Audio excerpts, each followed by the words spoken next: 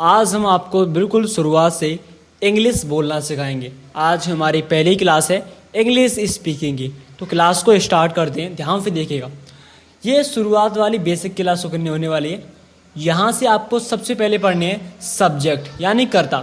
अगर आपको इंग्लिश बोलना सीखना है तो सबसे ज़रूरी होता है ये सब्जेक्ट। जब तक आप पर ये सब्जेक्ट आते हैं तब आप इजीली इंग्लिश बोल पाओगे। ये एक कड़ी है जो लिंक होती है, इन्हीं से हम इंग्लिश बोलना शुरू करते हैं। जैसे यहाँ पे लिखा है यू को हिंदी में तुम कहते हैं। फटाफट से एक बार इसको पढ़ लेते हैं और आपको ये याद करने हैं, ठीक है? क्योंकि आप जब तक आप पर ये सब्जेक्ट नहीं आएंगे तब तक आप इंग्लिश बोल ही नहीं पाओगे भाई, ठीक है? यू कहते हैं तुम, वी में से हम होता है, दैट कहते हैं वह, ही में से वह होता है और सी कहते हैं वह, आई में से मैं, योर में से तुम्हारा, अवर कहते हैं हमारा, माई में से मेरा, दीज में से ये और दे में से वे, दिस माने यह होता है और इट माने यह। आपको क्लियरली सब पढ़ लेने क्योंकि ये बहुत ही इम्पोर्टेंट है। आज हम पहली बेसिक क्लास है, शुरुआत से लेकर हाई लेवल तक चलने वाले हैं, तो आपको ये पहले पढ़ने वाले हैं। इनको पढ़ने के बाद हम आपको बहुत ही अच्छी तरीके से इंग्लिश लेवल बाय लेवल आगे बढ़ाते चलेंगे। तो ये पहली क्लास का पहला पैराग्राफ आप इनको पढ़ लीजिए, ठीक है? अब आगे बढ़ते हैं और दूसरे नंबर पे आती हैं हेल्पिंग वर्ब्स यानी कि सहायक क्रिया।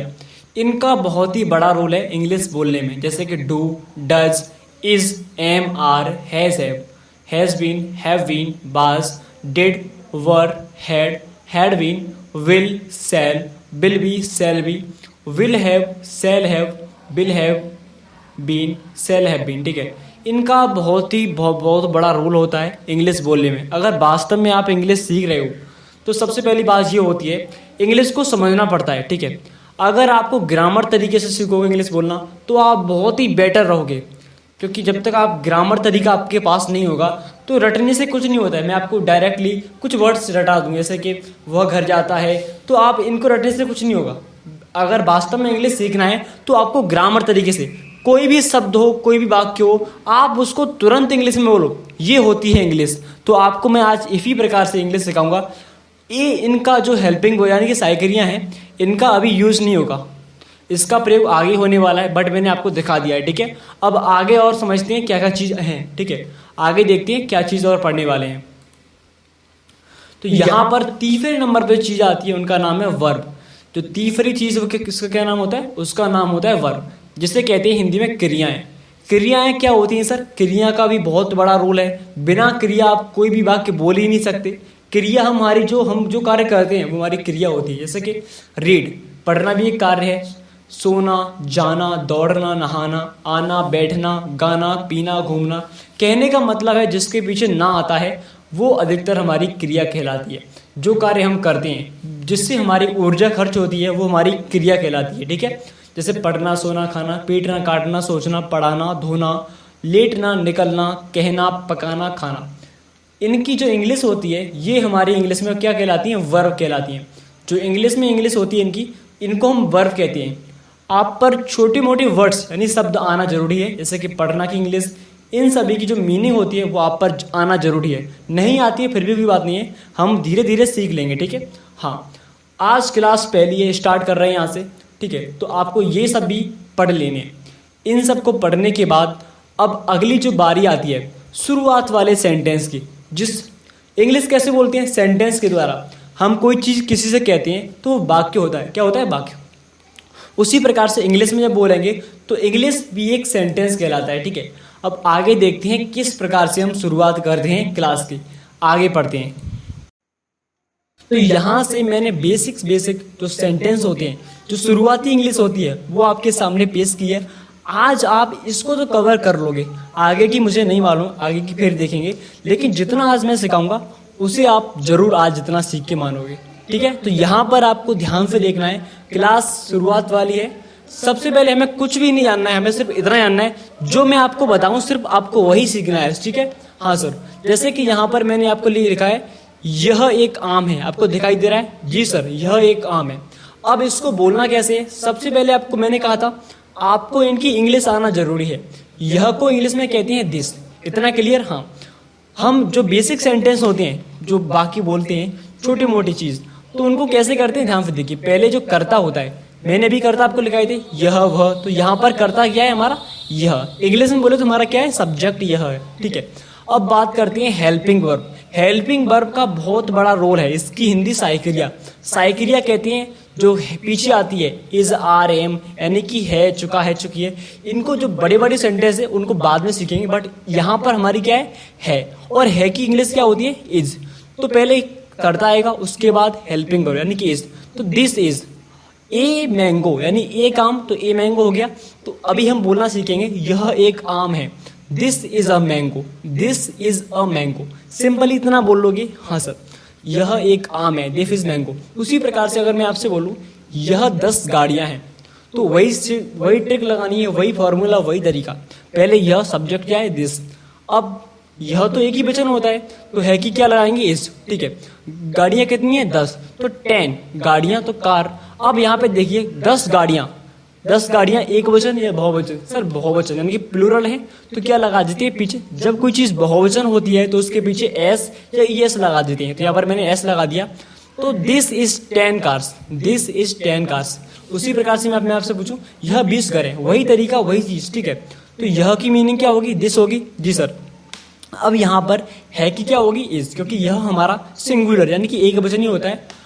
20 कहते हैं 20, तो 20 हो गया। यहाँ पर ए हटेगी, ठीक है, ए नहीं आएगी, ये गलती से लिख गया है। और घर कहते हैं हाउस, या फिर होम कह लीजिए। अब यहाँ पर देखिए हाउस। अब यहाँ पर 20 घर है, 20 घर एक वचन होंगे, बहुवचन सर बहुत सारे हैं, तो बहुवचन हो गया, हाँ। तो उसके पीछे एस लगाते हैं, जो चीज बहुवचन होती है उसके पास एस लगाते हैं। तो आप डायरेक्टली इसको बोल सकते हो, हाँ sir this is 20 houses, this is 20 houses. इस तरीके से बोल लोगे, जी सर। अब आगे की बात करूं मैं, तो आगे क्या करना है आपको, जैसे कि यह मेरा घर है, ठीक है। तो यह पहले सब्जेक्ट दिस आ गया, है कि क्या आएंगे सर, इज आती है। और मेरा कहते हैं माई, माई लगा लोगे, जी सर। और घर को कहते हैं हाउस, तो दिस इज माई हाउस, ठीक है, हाँ सर। उसी प्रकार से वह तुम्हारा घर है, सिंपली वह तुम्हारा घर है, जस्ट इमेजिन वह तुम्हारा घर है। तो वह को हम दैट भी कहते हैं और ही भी कहते हैं। तो दैट है कहते हैं इज, तो सिंपली इज, क्योंकि वह भी हमारा एक वचन होता है। ऐसे हम किसी दूसरे से बोलेंगे वह, तो वह हमारा एक वचन ही कहलाएगा। तुम्हारा कहते हैं योर, घर कहते हैं हाउस, तो यहाँ पर that is your house, that is your house. ऐसे बोल लोगे, जी सर इतना हम कंप्लीटली बोलेंगे। अगर अगले की बात करते हैं, जैसे कि यह एक सांप है, तो यह हमारा दिस आ गया, है कि इज, एक की ए आ गया। सांप कहते हैं स्नेक, तो दिस इज अ स्नेक, ठीक है। अब मैं आपसे बेसिक पूछता हूँ, आपको अपने मन में ही इमेजिन करनी है। जैसे कि यह एक बंदर है, आप इसको ट्रांसलेट कीजिए, तो सिंपली ट्रांसलेट कर लोगे, दिस इज अ मंकी, ठीक है, हाँ सर। अगर मैं आपसे पूछूं यह एक मकान है, या फिर यह एक रूम है, यह एक कमरा है, तो सिंपली बोलोगे दिस इज अ रूम, ठीक है। अगर मैं बोलूं यह एक झंडा है, तो दिस इज अ फ्लैग। यह एक पंखा है, दिस इज अ फैन। यह एक पेड़ है, तो दिस इज अ ट्री, ठीक है। सिंपली आपको ऐसे ही बोलना है। ऐसे बोलूं मैं यह एक साइकिल है, तो दिस इज अ साइकिल, ठीक है, हाँ। इतना तो क्लियर समझ लोगे, हाँ सर। अब आगे की बात आगे करते हैं, देखिए। अब यहाँ से आगे बात करते हैं, जैसे कि यहाँ पे मैंने लिखा है एग्जाम्पल, तुम मेरे भाई हो। किसी ने बोला कि तुम मेरे भाई हो।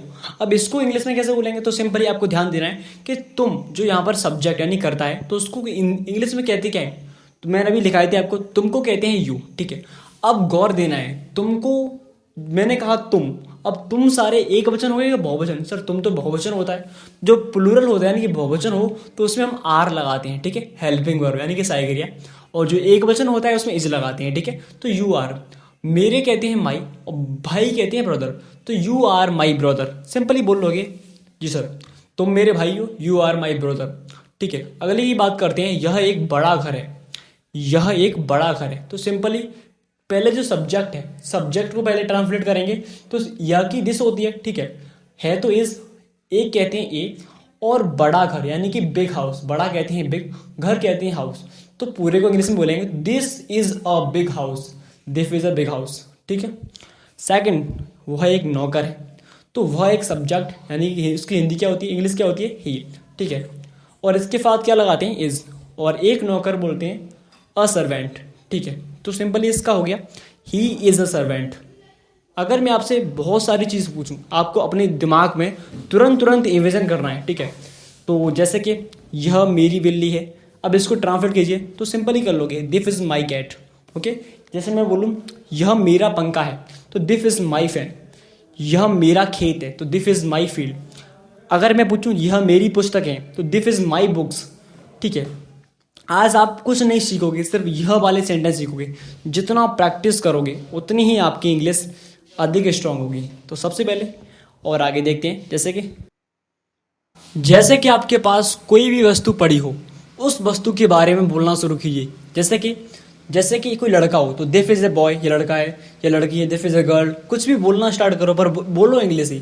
जितना सिखा रहा हूँ उतना बोलो, जरूरी नहीं कि आपको बड़ी बड़ी इंग्लिश बोलनी है। आप पहले छोटा सीखोगे, फिर उससे बड़ा बड़ा धीरे धीरे सब कुछ सीख जाओगे, बट बोलना जरूर है। ठीक है, जैसे कि मान लीजिए कोई इंसान, कोई मूर्ख है तो दिस इज स्टूपिड, ये मूर्ख है।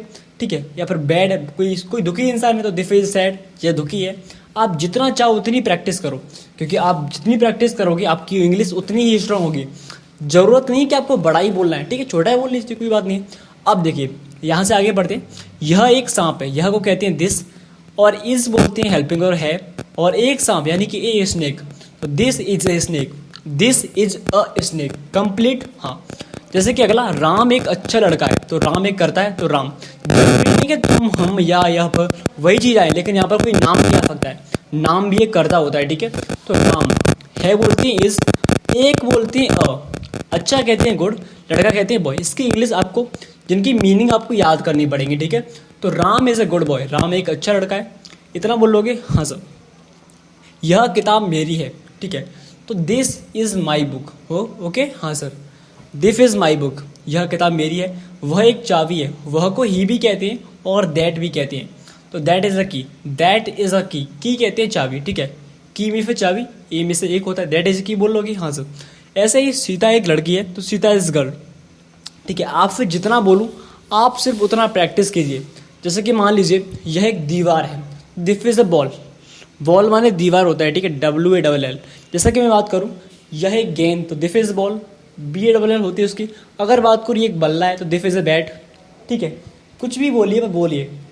ठीक है, यह हमारे खेत हैं तो दिस इज आवर फील्ड्स बोल लोगे। हाँ सर, या फिर मैं ऐसे बात करूं, यह मेरी, यह मेरा यह मेरा मकान है तो दिस इज माई हाउस या होम। ठीक है, कुछ भी बोलिए पर बोलिए इंग्लिश। यह मेरी झोंपड़ी है, दिस इज माई हट। यह मेरे पिता हैं, दिस इज माई फादर। यह मेरी माता है, दिस इज माई मदर। यह मेरी बहन है, दिस इज माई सिस्टर। कुछ भी बोलिए, इंग्लिश बोलिए। आज एक वर्ड सीख जाओगे, कल 2 सीख जाओगे, परसों 3, धीरे धीरे सब सीख जाओगे। क्या फिर एक मछुआरा है, दिस इज अ फिशरमैन, वह एक गधा है, दिस तो दैट इज एस, या फिर डंकी बोल लीजिए, दोनों की सेम मीनिंग होती है। या फिर ऐसी बात की जाए, यह गाड़ियाँ मेरी हैं तो this is my cars. Okay, हाँ, हम जितना बोलेंगे उतने ही आगे बढ़ेंगे। तो आज हमारी ये पहली क्लास फिनिश हुई। आज हमने इतना सीखा, आपको सब पूरा रिपीट करना है। अगर आप रियली में इंग्लिश सीखोगे तब, फालतू मुझे किसी से कोई मतलब नहीं, बट आप सीखोगे तो सिखाऊंगा। तो आपको क्लियरली जितना आज सिखाया है उसको प्रैक्टिस कीजिए पूरे चैप्टर को। कल आने वाला है सेकंड पार्ट, धीरे धीरे कुछ पार्टों में ही हम पूरी इंग्लिश सीख जाएंगे, गारंटी। बस आप मेहनत कीजिए। तो थैंक यू सो मच, जय हिंद।